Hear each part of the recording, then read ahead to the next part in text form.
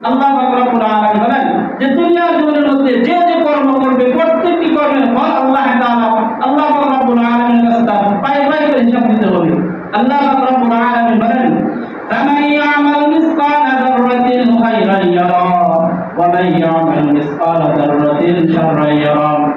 দুনিয়ার জীবনের মধ্যে মানুষ যে রকম ভাবে যে অবস্থায় যে কোনো কাজ করুক না কেন প্রত্যেকটি কাজের হিসাব কাল কিয়ামতের ময়দানে আল্লাহ পাক রব্বুল আলামিনের কাছে জবাবদিহি করতে হবে।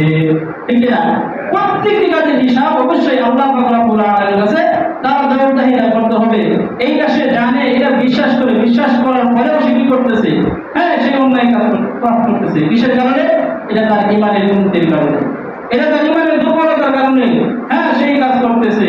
আল্লাহ পাক রব্বুল আলামিন বলেন দুনিয়ার জীবনের মধ্যে মানুষ যেই রকম ভাবে যেই অবস্থায় যেই কল্পনা করুক না কেন, যে অবস্থায় সে চলুক না কেন, আমি আল্লাহ পাক রব্বুল আলামিন হলাম উত্তম কল্পনাকারী।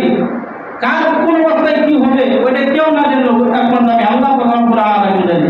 আল্লাহ সুবহানাহু ওয়া তাআলা বলেন ওয়া মাকারু ওয়া মাকারাল্লাহ আল্লাহু খায়রুল মাকিরিন। আল্লাহ পাক রব্বুল আলামিন বলেন মানুষ চিন্তা ধারণা করে আজকে আমি ওই মন্দ কাজটা করব, আগামীকাল আমি ওই কাজটা করব, অমুক দিন আমি ওই কাজটা করব, চিন্তা ভাবনা করে সমস্ত কিছু তার পথে ধরে রাখে, সমস্ত কিছু ঠিকঠাক করে রাখে। কিন্তু আল্লাহ পাক রব্বুল আলামিন বলেন যে আমি যেটা জানি তোমরা সেটা জানো না। আমি আল্লাহ পাক রব্বুল আলামিন হলাম কল্পনাকারী।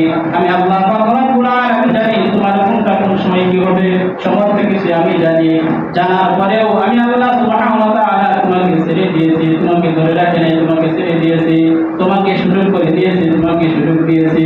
সেই সুযোগে যদি আমি আল্লাহ পাক রব্বুল আলামিনের নাফরমানি করো তাহলে অবশ্যই আমি আল্লাহ পাক রব্বুল আলামিন যেই সারা তোমাকে দুনিয়াতে স্বাধীনতা দিয়েছি মনে রাখো এই শেষ স্বাধীনতা নয়। এরপরে যে সময় আসবে ওই সময়টা হলো কঠিন ভয়ঙ্কর সময়।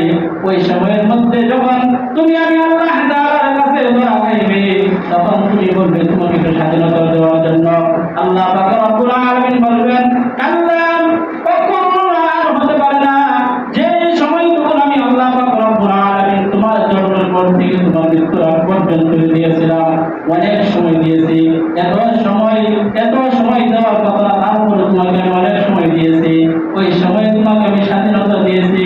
ওই সময়ের মধ্যে তোমাকে কোনটা ভালো, কোনটা মন্দ, কোনটা খারাপ সেটা বোঝার মতো জ্ঞান বুদ্ধি তোমাকে দিয়েছি।